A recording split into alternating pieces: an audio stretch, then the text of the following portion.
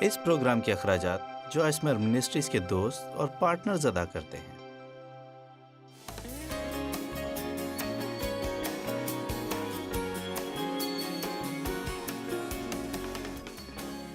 میں ایک سیریز پر کام کر رہی ہوں جس کا نام کوئی ہتھیار جو تیرے خلاف اٹھے کام نہ آئے گا۔ یسایہ 54:17 ہم اسے دوبارہ پڑھیں گے۔ کوئی ہتھیار جو تیرے خلاف بنایا جائے کام نہ آئے گا، اور جو زبان عدالت میں تجھ پر چلے گی تو اسے مجرم ٹھہرائے گی۔ یعنی اطمینان اور سکون، راست بازی، محافظت اور نگہبانی، اور 2 دشمنوں پر فتح۔ 4 چیزیں ہیں، یعنی اطمینان، راست بازی، محافظت، 2 دشمنوں پر فتح۔ میرے بندوں کی میراث ہے، یا یہ وہ ہے جو ہم نے مسیح یسوع سے میراث میں پایا۔ جانتے ہیں کہ میراث بہت بڑی چیز ہے۔ میں نے اپنے والدین سے میراث میں کچھ نہ پایا کیونکہ ان کے پاس کسی کے لیے کچھ نہیں تھا کہ انہیں میراث میں دے سکیں۔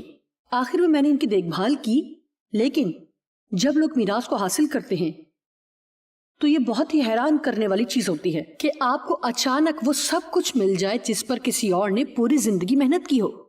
یہ واقعی بہت خوشی کی بات ہوگی، اور اگر آپ کو کسی سے میراث میں کچھ ملے تو آپ کو اسے ضرور ہی سراہنا اور شکر گزار ہونا چاہیے۔ ہمیں میراث میں وہ سب کچھ مل گیا ہے جس پر یسوع نے محنت کی اور مرا۔ ہمیں وہ سب کچھ ملا، جی ہاں، سب کچھ۔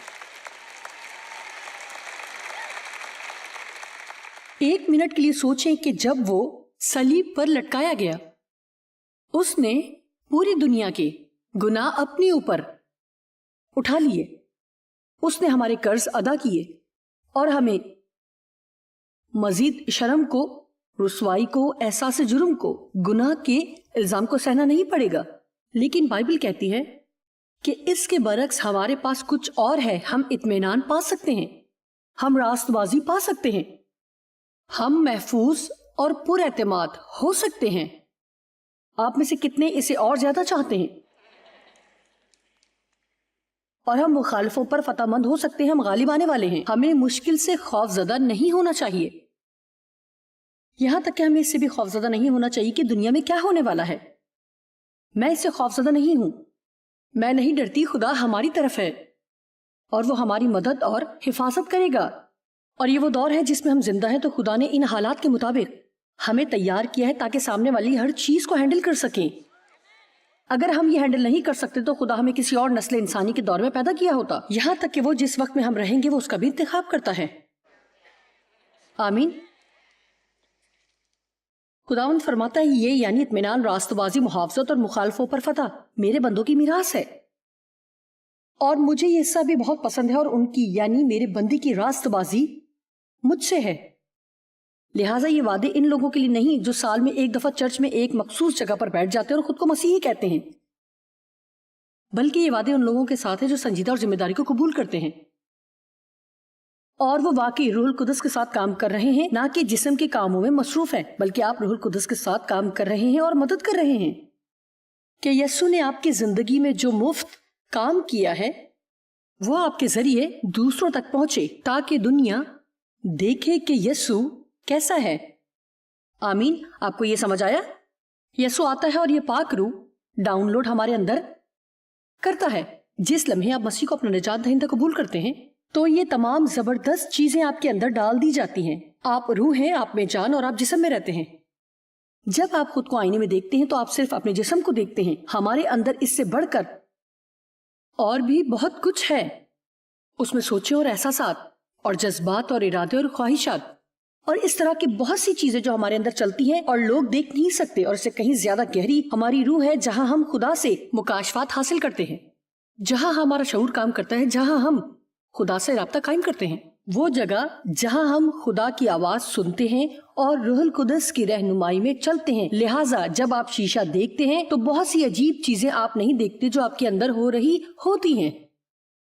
اور بائبل میں 1 یوحنا 3:9 آیت میں بتاتی ہے کہ جب ہم نئے سرے سے پیدا ہوتے ہیں تو ہم قادر مطلق خدا کا تخم اپنے اندر پاتے ہیں۔ بائبل کا ایک ترجمہ ایسے ہی بیان کرتا ہے۔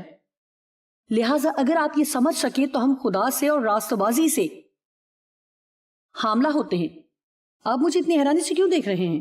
ہم سب جانتے ہیں کہ تخم کیا ہوتا ہے، یعنی جب ایک شوہر اپنی بیوی میں اپنا بیج بوتا ہے تو کیا ہوتا ہے؟ جی، ہماری روح عورت کے رحم کی طرح ہے۔ پہلا یوحنا 3:9 آیت میں لکھا ہے، خدائے قادر نے ہمارے اندر اپنا تخم بویا ہے اور ہم گناہ کر ہی نہیں سکتے، یعنی کسی مقصد کے طور پر یا عادت کی وجہ سے گناہ نہیں کر سکتے، کیونکہ خدا کی فطرت ہم میں موجود ہے۔ میرا خیال نہیں کہ آپ میرا یقین کریں گے۔ اچھا، یہاں لکھا ہے کہ جو کوئی خدا سے پیدا ہوا ہے وہ جان بوجھ کر عادتاً گناہ نہیں کرتا۔ اس کا مطلب یہ نہیں کہ ہم گناہ نہیں کرتے، لیکن یہ بتاتی ہے کہ آپ گناہ آلودہ طرز زندگی میں رہتے ہوئے اطمینان سے بیٹھ نہیں سکتے اور عادت پوری نہیں کر سکتی۔ ہاں، میں جانتی ہوں کہ میں گناہ کر رہی ہوں اور مجھے کوئی پرواہ نہیں، آپ یہ نہیں کہہ سکتے، کیونکہ خدا کی فطرت، زندگی کے اصول، الہی تخم اس میں ہمیشہ کے لیے ان کے اندر قائم رہتا ہے، اور وہ مسلسل گناہ نہیں کر سکتے کیونکہ وہ خدا سے پیدا ہوئے ہیں۔ آپ میں سے کتنے جانتے ہیں کہ جب ایک عورت حاملہ ہوتی ہے تو کیا ہوتا ہے؟ پہلے تو بڑی پرجوش ہوتی ہے اور کہتی ہے میں حاملہ ہوں، اور آپ کہتے ہیں آپ تو حاملہ نہیں لگ رہی۔ اسی طرح سے ایک نئے سرے سے پیدا ہونے والے ایماندار کے ساتھ بھی ایسا ہی ہوتا ہے، بہت جوشیلا محسوس ہوتا ہے کیونکہ آپ کے گناہ معاف ہو جاتے ہیں، اور اسی طرح بہت کچھ آپ کہتے ہیں مجھے تو کوئی تبدیلی نہیں لگ رہی۔ آمین۔ اور بعض دفعہ میں نے ایسا کیا جو کہ میں نے اس طرح پلان بھی نہیں کیا ہوتا تھا، لیکن بعض دفعہ میں نے ایسا کیا کہ میں نے کچھ خواتین کو بلایا جو کہ امید سے تھی اور امید کے مختلف مراحل پر تھی، اور ایک دبلی پتلی عورت آئی جس کا وزن 47 کلو تھا، اور وہ کہہ رہی تھی کہ وہ 4 ماہ سے امید سے ہے اور وہ بالکل معلوم نہیں ہو رہا تھا۔ اور پھر ایک عورت آئی جو کہ 6 ماہ سے امید سے تھی، آپ کہیں گے ہاں ان کا پتہ چل رہا ہے۔ اور پھر 7 اور 8 اور 9 ماہ کی خواتین آئی اور ایک مقررہ تاریخ سے اوپر جا چکی تھی۔ او میرے خدا، میں نے سمجھا اور دیکھا کہ جس طرح آپ خدا کے ساتھ چلتے ہیں تو آپ مسلسل غور سے سنیں تو آپ خدا پرستی کو جنم دیتے رہتے ہیں۔ کیا آپ کو یہ بات پسند آئی؟ آپ یسوع مسیح کے کردار کی خصوصیات کو زیادہ سے زیادہ جنم دیتے رہیں گے۔ وہ ہمارے اندر ہے اور وہ کبھی ہم سے یہ توقع نہیں کرے گا کہ اس کی مانند بنے جب تک یہ سب کرنے کے لیے وہ ہمیں ان خصوصیات سے لیس نہ کر لے۔ یہ کہنا بے وقوفی ہوگی اب جاؤ اور اچھا برتاؤ رکھو، جب تک وہ ہمیں پہلے راستہ بازی دے نہیں دیتا۔ وہ یہ نہیں کہہ سکتا کہ پاک بنو جب تک کہ وہ ہمیں پاکیزگی کا بیج بو نہیں دیتا۔ لہٰذا اے میری عزیزو، نئے سر سے پیدا ہونے والے مسیحیوں، میں آپ سے یہ کہوں گی کہ آپ کو جس چیز کی بھی ضرورت ہے وہ پہلے ہی سے آپ کے اندر موجود ہے۔ آپ میں سے کچھ کو یقین نہیں ہے، یہ آپ کے اندر ہے لیکن یہ بیج کی صورت میں ہے۔ دوبارہ یہ کہ جب ایک عورت امید سے ہوتی ہے تو اس کے اندر ایک بیج بویا جاتا ہے اور اس بیج کی باقاعدہ حفاظت کی جاتی ہے، دیکھ بھال اور پرورش کی جاتی ہے تاکہ بڑھے۔ جی، ہمارے اندر قادر مطلق خدا کا تخم موجود ہے، اور جیسے ہی ہم خدا کے کلام سے اس کو پانی دیتے ہیں، اب یہ سمجھے، جب یہ راست بازی کا سورج ہمارے اوپر چمکتا ہے اور ہم ثابت قدم رہتے ہیں اور آہستہ آہستہ خدا کے کردار کی خصوصیات جو ہمارے اندر ڈالی گئی ہیں، جیسے کہ روح کا پھل، ایمان اور وہ تمام خصوصیات جن کی خدا نے ہمارے اندر سرمایہ کاری کی ہے، وہ بڑھتی ہیں، تھوڑا بڑھتی ہیں اور بڑھتی ہیں اور بڑھتی ہیں، مزید اور بڑھتی ہیں، اور پھر آپ جنم دینے کی حد کو پہنچ جاتے ہیں۔ اب جس نے کسی کو جنم دیا ہوگا وہ جانتا ہے کہ یہ کوئی آرام دہ مرحلہ نہیں ہوتا۔ آمین۔ یہاں تک کہ اگر کوئی آدمی، جانتی ہوں کہ کسی آدمی نے کسی کو جنم نہیں دیا، لیکن اس سارے صورتحال کو جانتے تو ہوں گے اور کہتے ہوں گے اس چیخنے چلانے کی وجہ کیا ہے؟ اچھا، میں آپ کو بتاتی ہوں، اور دیانت داری سے میں صرف یہاں قیاس آرائی کر رہی ہوں۔ اکثر اوقات جب ہم جس طرح خدا چاہتا ہے اسے تبدیل کرنے دیتے ہیں تو تھوڑی تکلیف اور بے آرامی تو ضرور ہوتی ہے، اور بعض دفعہ آپ کو دھکیلنا پڑتا ہے۔ آمین۔ لیکن میں آپ کو بتا رہی ہوں، جب آپ بچے کو حاصل کر لیتے ہیں، دیکھیں جب آپ تکلیف میں ہوتے تو یہ کہتے ہیں میں یہ دوبارہ نہیں کروں گی۔ میرا مطلب اس لمحے آپ کو اپنا ساتھی برا لگتا ہے جس کی وجہ سے یہ سب ہوا، آپ ایسے ہوتے ہیں، آپ نے ایسا کیا، دوبارہ یہ نہیں ہوگا۔ اب تو جیسا کہ آپ جانتے ہیں کہ آپ کو ایسا انجیکشن لگا دیا جاتا ہے جس سے آپ کو اس وقت کچھ محسوس نہیں ہوتا، جبکہ میرے بچے پیدا ہوئے تو ایسا کچھ بھی نہیں ہوتا تھا. میں آپ کو بتاتی ہوں، وہ آپ کے شوہر کو بھی روم میں جانے نہیں دیتے تھے. پھر ڈیو کہتے تھے خدا نے ہمیں اولاد دی، میں ایسے ہوتی، ہمارے پاس کچھ نہ تھا.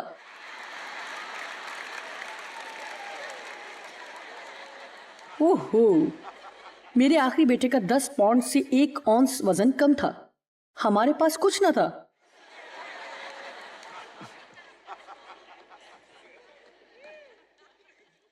آپ یہ سوچتے کہ آپ یہ برداشت نہیں کر سکتے، لیکن پھر بھی آپ بچے کو دیکھتے ہیں تو کہتے ہیں او، درد اس کے سامنے کچھ بھی نہیں.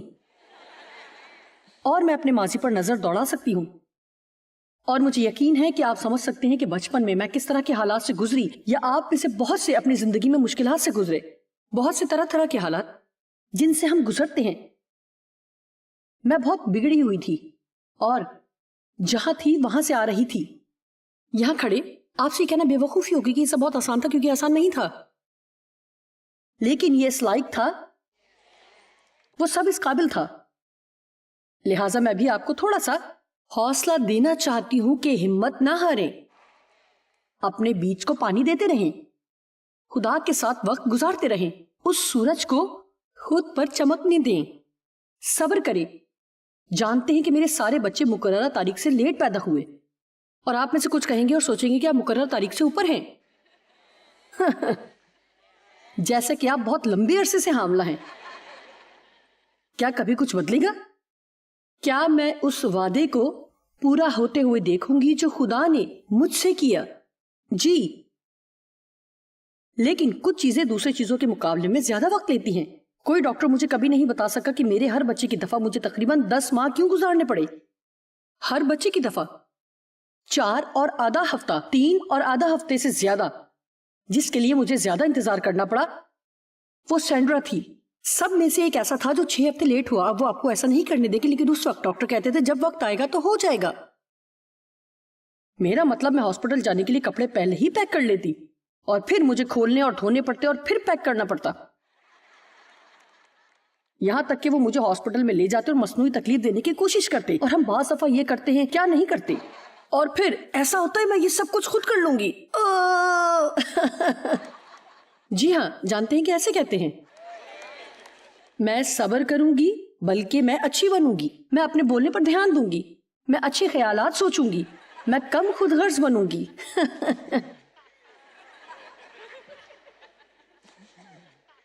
انہیں مجھے واپس گھر بھیجنا پڑتا، صرف میں نے درد سہا ہوتا لیکن بچہ نہ ملتا. کیا آپ سب کو سمجھ آ رہی ہے؟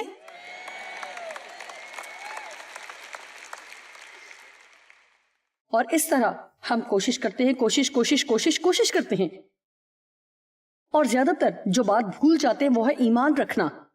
دیکھیں جو میں کہہ رہی ہوں، اگر اس کا یقین دلا سکوں، یا اگر خدا آپ کو یقین دلا سکے، شاید میں تو کچھ بھی نہیں کر سکتی، لیکن اگر خدا آپ کو یہ یقین دلا سکے کہ جو آپ کو ضرورت ہے وہ پہلے ہی سے سب آپ کے پاس ہے، اور جس طرح خدا آپ کو دیکھتا ہے اس طرح دیکھنے کے قابل بنائے. جانتے کہ میرا مقصد کیا ہے؟ میں چاہتی ہوں کہ آپ اپنے بارے میں یہاں سے بہتر محسوس کر کے جائیں اور اپنے آپ کو دیکھ سکیں جیسے آپ ہیں، جیسے خدا آپ کو دیکھتا ہے. وہ امید حاصل کریں جو خدا آپ کے لیے رکھتا ہے، وہ ایمان جو خدا نے آپ کے اندر رکھا ہے، اور خدا کے ساتھ متفق ہوں کہ آپ وہ کر سکتے ہیں اور وہ ہوں گے اور وہ کریں گے جو وہ کہتا ہے کہ آپ ہو سکتے ہیں اور کریں گے.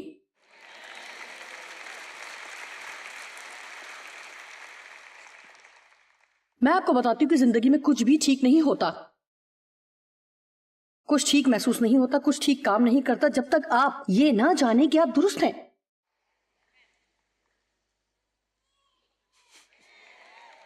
اتنی تھوڑی سی تالیوں کا شکریہ.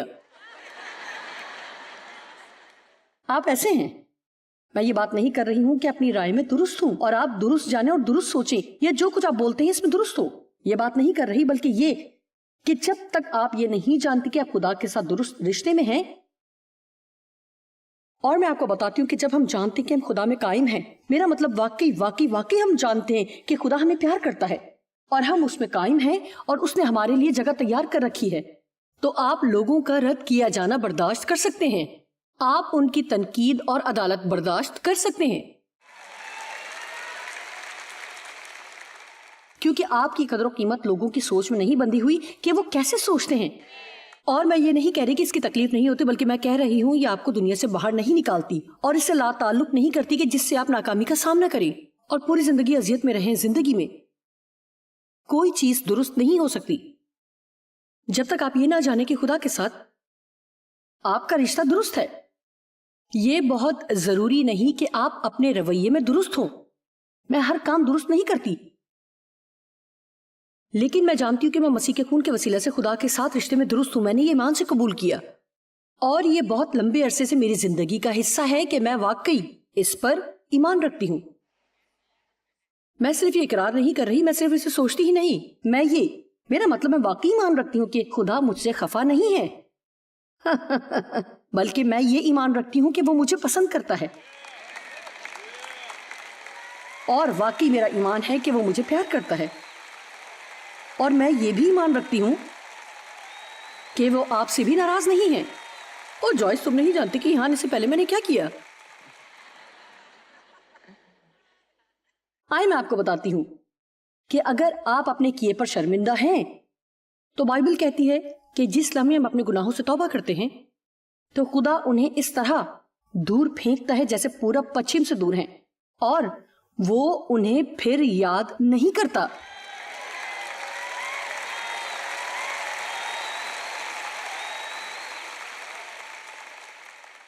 اور عبرانیوں 10 میں لکھا ہے جو مجھے بہت پسند ہے کہ وہ ہمارے گناہوں کی معافی کے لیے آخری قربانی ٹھہرا جو کہ کفاری کے لیے دی جاتی تھی، اور اس نے ایک ہی دفعہ سب کا فدیہ دیا.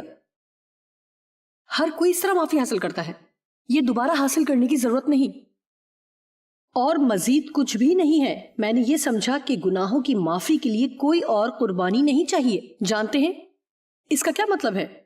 جب میں گناہ کرتی ہوں تو مجھے قربانی نہیں دینا پڑے گی. مسیح نے پہلے ہی قربانی دے دی. ایک چیز کی سالوں تک مجھے قربانی دینی پڑی، وہ خوشی تھی. میں نے محسوس کیا کہ میں خوش رہنے کے قابل نہیں. لوگ دعا کی قربانی دیتے ہیں،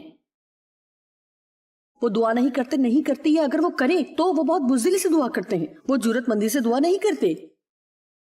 لوگ یہ سوچتے ہوئے قربانی دیتے ہیں کہ خدا انہیں کسی بھی خدمت میں استعمال کر سکتا ہے اگر وہ ہمیشہ اچھے رویے میں نہ رہے. میں آپ کو بتاتی ہوں کہ اگر آپ نے میری حالت دیکھی ہو جس میں تھی جب میں نے پہلی دفعہ بائبل اسٹڈی میں سکھانا شروع کیا، مطلب یہ واقعی بے وقوفی ہے. آپ نے پہلے بھی مجھے بتاتے سنا ہوگا، لیکن میں نے نازیبہ لباس پہن کر بائبل سکھانا شروع کیا اور سگریٹ نوشی بھی کرتی تھی.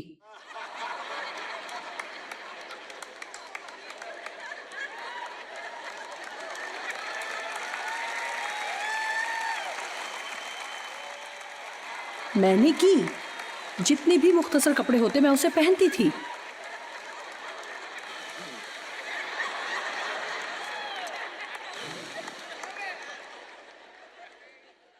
سچائی یہ تھی کہ میں کچھ بھی اتنا بہتر نہیں جانتی تھی اور میں ہمیشہ چرچ جاتی تھی، لیکن میں اس لیے یہ پسند کرتی تھی کہ میری ساری دوستیں جاتی تھیں. میں اور میرے پاسٹر بھی سگریٹ نوشی کرتے تھے، ہمیں اس سے کوئی مسئلہ نہ تھا. پھر کچھ عرصے بعد خدا نے مجھے ملامت کرنا شروع کیا، اور اگر میں اس کی تابعداری نہ کرتی اور اسے نہ چھوڑتی تو وہ بھی نہ صرف اس لیے کہ یہ بے قاعدہ خوراک اور دوسری کئی چیزوں سے بری چیز ہے، کیونکہ ہم اس کے صرف جسمانی نقصان پر ہی بات نہیں کر رہے تھے. پتہ نہیں کیوں مسیحی ان 3 لعنتوں کا شکار ہوتے ہیں، جیسے کہ سگریٹ نوشی، گالیاں بکنا اور شراب نوشی. یہ اس طرح پوچھتے ہیں کہ آپ شراب سگریٹ پیتے اور گالیاں بکتے ہیں؟ خدایا رحم کر. ایک دن میں اپنی دوست کے ساتھ ایک دکان میں تھی. کیا کوئی کرسٹین کین کو جانتا ہے؟ Christine can? اچھا، ہم پچھلے 20 سالوں سے اچھے دوست ہیں اور وہ مجھے اپنی روحانی ماں کہتی ہے. میں ایک دن شاپنگ کرنے باہر گئی اور ہم اس دکان میں گئے. اس لڑکی نے ہم سے پوچھا کہ ہم اس گاؤں میں کیا کر رہے ہیں. ہم نے کہا کہ ہم یہاں ایک مسیح سیمینار کے سلسلے میں یہاں تھے. اس نے کہا اوہ میں بھی روحانی ہوں. جب کوئی مجھے بتاتا ہے کہ وہ بہت روحانی ہے تو میں ایک دم سوچ میں پڑ جاتی ہوں. ایسے ہوتا ہے اچھا اس کا کیا مطلب ہے؟ جانتے ہیں آپ روحانی ہیں. اور اس طرح جانتے ہیں کہ کرس ایک مبشرہ ہے اور میں بائبل کی استاد ہوں، اور اس کو مختلف باتیں بتا رہی تھی. اور اچانک ہی ایک لڑکی بہت ہی برے الفاظ کے ساتھ داخل ہوئی اور میرا مطلب بہت ہی برے الفاظ کے ساتھ اندر آئی اور اس نے کہا مجھے معاف کرنا، لیکن اس نے کہا جانتے ہیں، اس نے کہا میرے خیال سے خدا بھی بعض دفعہ اس طرح کرتا ہے۔ اب ذرا دھیان دیں اور دیکھیں کہ میں نے کیا کیا، اور کاؤنٹر کے اوپر جھکی اور کہا اب میں خدا کی عزت کی حفاظت کر رہی تھی۔ اس طرح میں نے اپنا دفاع کیا اور کاؤنٹر کے اوپر جھکی اور کہا خدا کبھی گالی گلوچ نہیں کرتا۔ اور کرس بھی اسی طرح جھکی اور اس نے کہا لیکن وہ ایسے لوگوں سے پیار کرتا ہے۔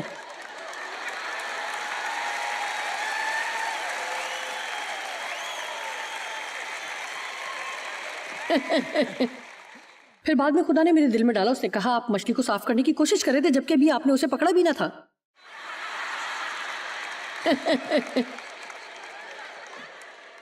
لہٰذا ہم نے ایسی بہت سی چیزیں سیکھی، جیسا کہ جانتے ہی ہیں یہ چیزیں، یعنی اگر آپ گالی گلوچ، سگریٹ نوشی، اچھا میں بتا رہی تھی کہ میں نے بائبل سکھانا شروع کی اور میں اس وقت مسا شدہ تھی۔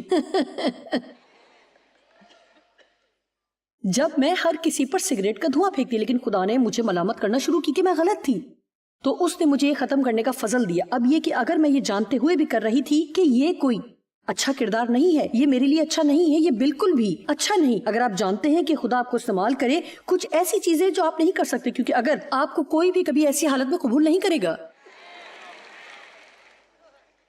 لہٰذا ہمیں ایسا طرز زندگی اپنانا ہے، گناہ سے پاک اور خدا کو دی گئی زندگی جسے خدا استعمال کر سکے۔ لیکن میرا نقطہ یہ ہے کہ اگر آپ خدا کے ساتھ چلنے کے لیے رضامند ہیں تو وہ آپ کو وہاں سے اٹھائے گا جہاں آپ ہیں اور وہاں لے کر جائے گا جہاں آپ کو جانا ہے۔ آمین۔ لہٰذا اس لیے اب میں دوبارہ چھوٹے پجامے نہیں پہنتی اور تمباکو نوشی بھی نہیں کرتی اور میں بددعا نہیں دیتی۔ اس طرح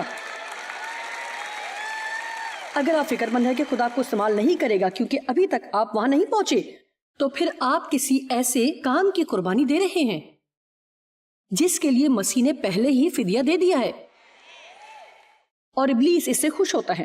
آپ خدا کے لیے حیرت کا باعث نہیں ہیں۔ جب اس نے آپ کو اپنے ساتھ ایک رشتے میں بلایا تو وہ جانتا تھا کہ آپ کیسے ہیں۔ آمین۔ میں اتنا بھی نہیں جانتی تھی جب تک کہ لوگوں نے مجھے بتانا شروع نہ کیا